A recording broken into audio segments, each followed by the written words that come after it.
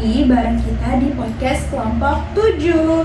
Tempatnya kita ngobrolin isu-isu digital yang lagi hype tapi tetap insightful. Nah, bareng gue, Tessa sebagai host yang bakal nemenin waktu luang kalian.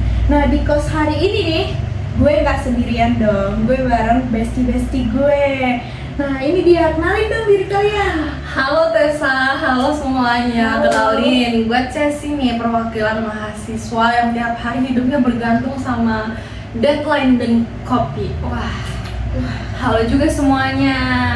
Nah, gue Nabila. Hari ini tuh kita bakal seru-seruan nih, bahas topik yang lagi panas banget. Tapi tenang, bahasanya ini bakal dibuat lebih gampang supaya kalian paham.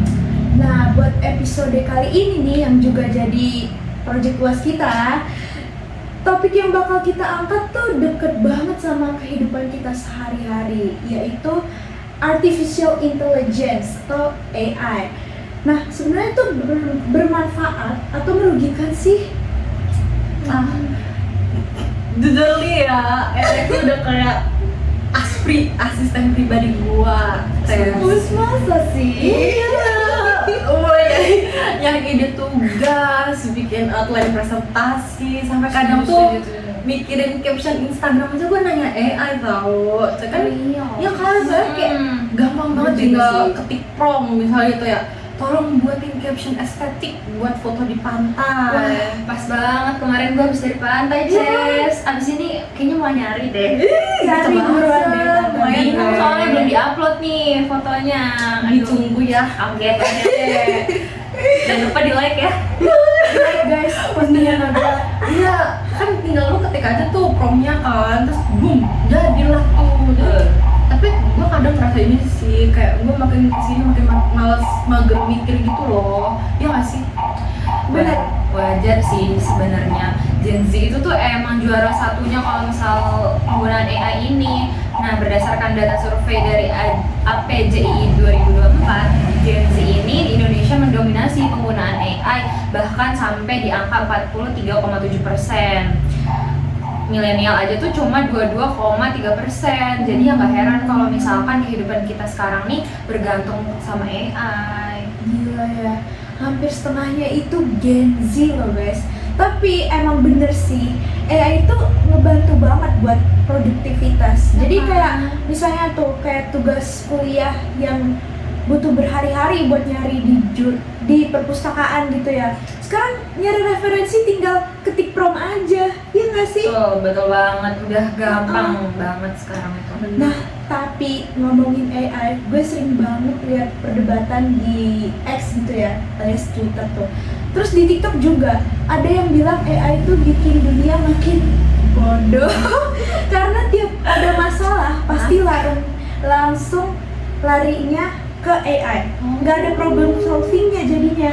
Nah, Nabila, menurut lo gimana dari kacamata literasi digital ini? Nah, ini nih yang menarik sebenarnya guys. AI itu tuh ibarat pisau bermata dua. Di satu sisi buat pendidikan, AI itu sebenarnya revolusioner loh. AI ini meruntuhkan hambatan bahasa lewat fitur translate real time. Kita sebagai mahasiswa sastra Cina juga terbantu nggak sih sebenarnya? Bahkan kalau dosen kita lagi ngomong bahasa Cina gitu ya, misal kita nggak tahu apa, kan tinggal di VN aja ya, Iya, muncul ya. nanti keluar tuh ininya. Sebenarnya kan ngebantu ya. Iya. Terus mengoptimasi efisiensi kerja dan menghemat waktu manusia juga. Benar. Bahkan nih ada ilustrator yang pakai AI buat bantu bikin karya kayak template Twibbon gitu. Kan kita sebagai mahasiswa juga relate gak sih sama Twibbon gituan? Pas jalan maba tuh ya. Iya kan, gitu. Kita tuh penuh Twibbon loh. Makanya. Bentar lagi kan itu ya, maba masuk Oh iya, lagi iya guys, iya Semangat ya guys. PDD. Nah, yang penting itu tuh bijak arahnya ke karya ilustratornya, tapi di sisi lain ada harga juga yang harus dibayar loh. Harga apaan tuh? Harga apaan tuh maksudnya? Langganan GPT yang mahal itu kan? Ya sebenarnya nggak salah juga sih ya, tapi bukan cuma harga subscriptionnya aja, Ces, tapi dari harga segi kemampuan kognitif kita dan etika nih terlalu bergantung sama AI itu tuh bikin kita mager mikir gak sih? Dan perlahan itu tuh menurunkan kemampuan kita untuk berpikir kritis, jadi kita kayak brain fog gitu loh.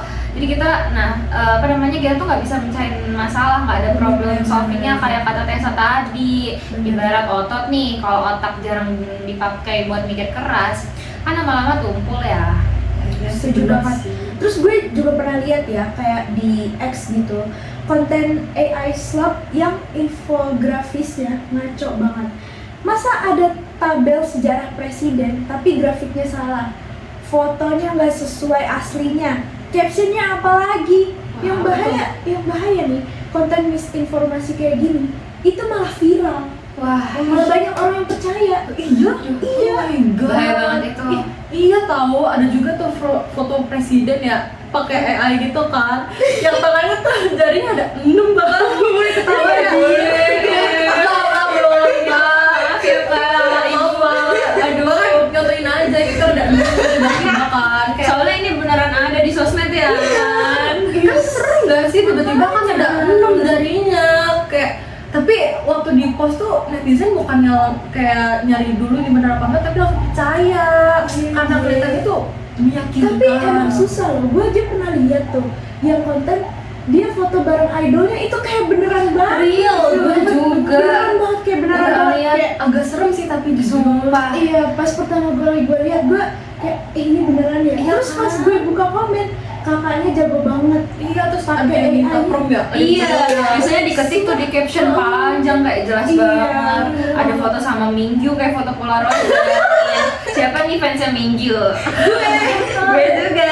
Gue. Gitu. Iya. Ya itu kan yang namanya bahaya deepfake nih dan disinformation ya namanya. Makanya itu literasi digital ini tuh penting kayak mata kuliah kita dan podcast kita ini, makanya dengerin. Banyak pengguna yang manfaatin AI ini tanpa paham cara kerjanya tahu. Kita tuh disuap informasi instan, tapi kita juga lupa untuk double check fakta dari sumber yang jelas. Bener sering banget apalagi mama tuh. Makanya bener kan, misal nih kayak ada berita banjir apa percaya tuh atau bener banget. Itu kadang ada ini nggak sih yang sering banget tuh yang misal Pak Presiden kita diedit kayak ngebagi-bagiin sembako atau uang 3 juta sering ada nomor WhatsApp-nya juga kayak gitu nggak sih? Malah gue pernah lihat bisa ngomong Mandarin.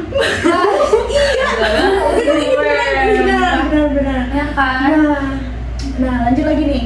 Jadi Oke. kita udah bahas sisi terang soal efisiensi dan sisi gelap soal mager mikir sama hoax.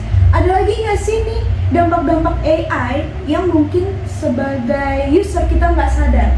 Ada dong. Dan Apa? ini sebenarnya yang paling bikin shock ya. Kalian tahu nggak sih setiap kali kita nih pakai AI buat generate gambar lucu ataupun nanya hal-hal random, misal curhat, kayak gitu, pernah nggak sih kalian curhat? Pernah. Ya, curhat ngaku. Ayo.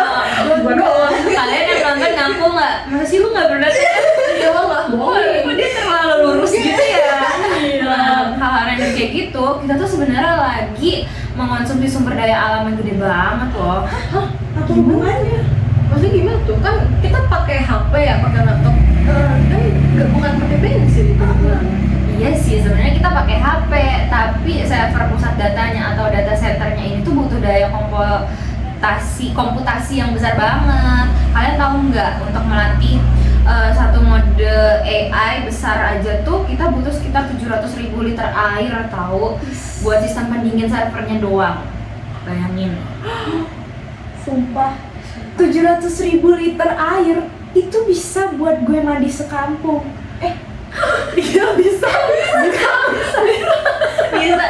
Bisa itu jadi swimming pool deh, jadi swimming pool Satu malam ini bisa mandi semuanya. makanya Bisa jadi waduk gak sih? iya, lu mau mandi kembang juga bisa kan. Bener, buat kamu juga. Tapi gue sedih sih tadi kaget Iya, ya dengarnya iya. kayak bayangin kita generate gambar AI yang aneh-aneh ya kayak cuma lucu-lucuan gitu ya, tapi ternyata tuh di sisi lain ada jejak ekologis yang segede itu. Hanya Terus kalau nggak salah nih ya, aku pernah baca Greenpeace tuh juga ngeprediksi konsumsi air data center global tuh bakal terus naik drastis ya dari 2024 sampai 2030. Wah, mind blowing banget kan. Makanya perdebatan soal efisiensi versus dampak negatifnya itu sebenarnya makin kenceng nih buat kita. Karya AI ini sering dianggap juga nggak berjiwa atau kayak kosong gitu loh, karena cuma berbasis prediksi pola matematis aja. Ditambah lagi ada dampak nyata ke lingkungan kayak yang tadi kita bilang itu, yang kita bahas, pemborosan sumber daya air bersih. Gila sih, merinding banget. Ternyata sisi gelapnya nggak cuma soal kita jadi males, tapi juga bumi kita tuh juga ikutan capek ya. Makanya. Nah terus sebagai Gen Z nih yang mendominasi 60% tadi, masa kita harus stop pakai AI? Nggak pakai sama sekali? Kan nggak mungkin juga ya kan? Kita ngetik pakai mesin TikTok. Iya kan?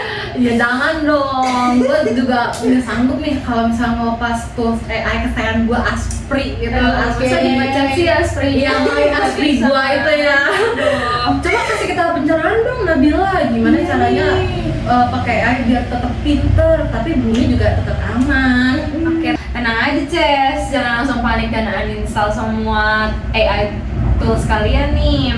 Kan gak mungkin kan ngelepas Aspri kesayangan. Betul. Pokoknya kita ambil posisi netral aja ya guys. AI itu kan pada dasarnya cuma alat doang. Sebenarnya baik atau buruknya tergantung kita sebagai usernya kan. Nah, kelompok kita nih punya panduan 3 langkah buat pakai AI secara bijak. Yang pertama, verifikasi. Karena AI itu kan sering halusinasi atau ngasih info tuh yang ngaco ya. Ibaratnya kalau kata Gen Z sih asbun kali ya. Nah, jadi kita tuh wajib selalu cek ulang atau double check output AI ini sesuai dengan sumber yang lebih relevan. Jangan telan mentah-mentah pokoknya. Oh, oke deh, noted. Gitu kan kalau misal dapat materi dari AI, kita harus cek ulang ya di Google sumbernya tuh sumber aslinya ya. Betul. Terus yang kedua apa tuh? Yang kedua itu ada originalitas. Jadi kan AI itu sebagai asisten doang ya, bukan sebagai pengganti otak kita nih. Pakai AI itu buat brainstorming, nyari outline atau benerin grammar kayak kita nih, as mahasiswa sastra Cina. Tapi ide utamanya itu analisisnya dan jiwanya juga harus tetap dari pemikiran kita sendiri. Cakep. Nah, ibarat kata nih, kayak AI itu asisten koki yang motongin bawang. Tapi yang racik bumbu, yang masak, ya tetap chefnya, chef utamanya. Jadi jangan biarin AI ngambil alih dapur lo. Terus yang ketiga nih apa nih? Terakhir nih ya, yang ketiga dengerin ya, kesadaran lingkungan. Gunain AI ini secara efisien dan selektif ya, jangan asal-asal lagi guys. Kalau cuma mau nanya 1 tambah 1 ya jangan pakai AI dong, mending pakai kalkulator aja nggak sih? Biar otak juga tetap kelatih. Kayak masa 1 tambah 1 doang tuh harus pakai AI itu kan terlalu sepele. Sayang air 700.000 liter yang buat sekampung itu loh. Tapi buat main-main gak sih? Makanya. Yang info nggak guna gitu ya. Iya, Tuh. makanya. Gimana nih? Ini juga jadi tamparan sih ya buat gua. Ternyata literasi digital tuh nggak cuman soal bisa pakai yang doang, tapi tahulah dampaknya ke diri sendiri, orang lain dan lingkungan juga ya. Mulai sekarang gua janji dah nggak bakal kurang-kurangin tuh generate hal-hal yang aneh-aneh yang kurang Bener bener ya. Mantap ya guys. Iya. Mantap ya. Nah. Nah, nonton juga ya. Iya nih yang nonton juga nih yang pertama nih. Nah, jadi kesimpulannya guys, penggunaan AI itu emang bawa dampak positif dan negatif. AI itu bukan musuh yang harus kita jauhin gitu, tapi juga bukan dewa yang harus kita percaya 100%. Balik lagi ke kitanya sebagai manusia yang punya akal budi. Kita udah dianugerahin akal budi, masa nggak dipakai sih? Masa nyuruh AI sih? Bener, cuming lah, Iya cuming. kan, cuming dikit lah. Makanya betul banget nih, sesuai sama tagline visi kita, visi kelompok kita nih, kelompok 7. Mari jadikan teknologi sebagai sahabat yang memberdayakan, bukan ancaman yang melumpuhkan. Wah, Gila. closing statement yang kece banget dari si Nabila ini. Oke, Sobat Digital, semoga obrolan kita hari ini bikin kalian makin melek literasi digital ya, apalagi buat urusan AI. Makasih banyak buat Bu Ocha nih yang udah dengerin podcast UAS kita Iya. sampai akhir. Semoga ibu betah. Semoga nilai kita juga ya Ibu ya. Amin. Terima kasih, Bu. Makasih Bu Ocha dan teman-teman yang menonton. Nah, gue Tessa. Buat sesi, Gue Nabila. pamit undur diri. Sampai jumpa dan mari berdigital dengan bijak. Bye bye. 再见，再见，再见。